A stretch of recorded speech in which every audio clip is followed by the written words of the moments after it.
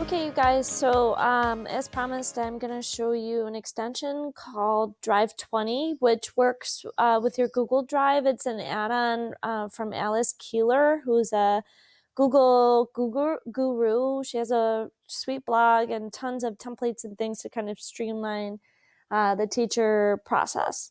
So if you go to the Chrome web store, so on my Chromebook, I just went to here into the web store, but if you're doing this for grading, you're probably on your PC, so go to the web store. So you can either just Google Chrome web store, or on your PC in the upper left-hand corner, you have an apps icon, and then if you click apps, you should see web store. And then the default in the web store is to bring you to the HCSD app store, which is where all the apps are for students. But you can just click up here to search the store, and if you search for Drive 20 and hit enter, it's going to come up. It doesn't matter if you capitalize it or not. So the Alice Keeler extension Drive 20 works with folders in your Google Drive. So if you have given an assignment in Classroom, that assignment is automatically filtered into a subfolder in Drive. So we're going to kind of do a couple of things here. I'm going to show you guys how to create subfolders in your Drive, and a really great practice to have students do this as well is to start to organize things within their Google Drive. And I need to probably take like an entire week of the first week of school and organize my Google Drive, because I definitely did not take time to do that this summer. So I'm going to go ahead and add the Chrome extension. I've added this before and used it, but then I've also deleted it because I don't necessarily need this extension, because I'm not grading that kind of work, although I am when you guys turn in tons of things. And I guess I should be using it when you guys turn in work through Classroom. But so here's my Drive 20 extension, and as it tells you, it's going to light up when you're on a page that it can work on. And they'll be grayed out if you're on a page that they can't work on. So I'm going to go to Classroom.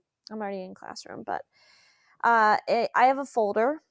I have an assignment that I just used with you guys for this Monroe Doctrine essay. So if I am grading work and I come into this essay, I only have one kid in here, but it should be helpful. So I'll try to give you the lowdown. So when you're grading an assignment, so I go to the assignment, and I'll picture I have more students that submitted this assignment.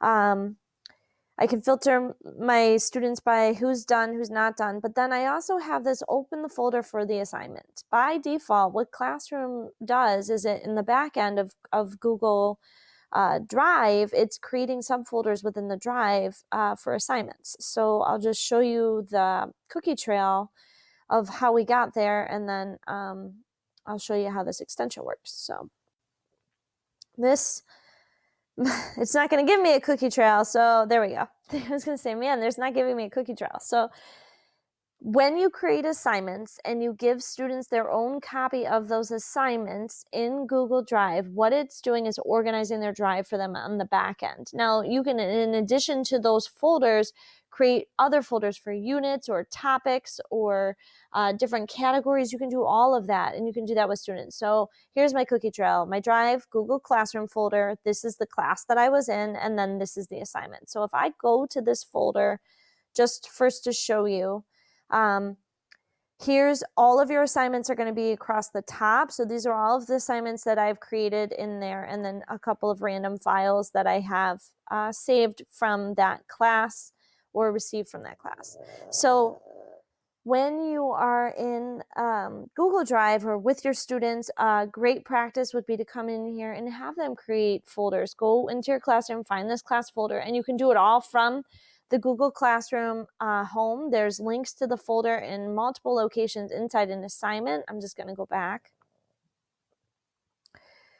Under the About tab will take you to the folder for the classroom as well, Class Drive folder, or right from their home page. So if I go back to my home classes, there's a link to my class drive folder there as well. So great first day practice would be to go into the class drive folder with your students and then have them create subfolders for how you want them to organize their digital binder. That's what Google Drive is. It's a digital binder, and Google Classroom does a lot of that setup of the binder for your students. And then there's just a few more steps if you really want them to be organized.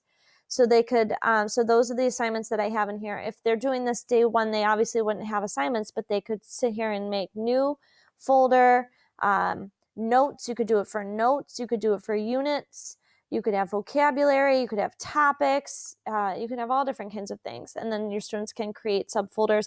And then as they're opening things, if you're using PDF tools, and we're going to cover that next, they could be filtering those back into subfolders that they've created in their Google Drive where you want them to be.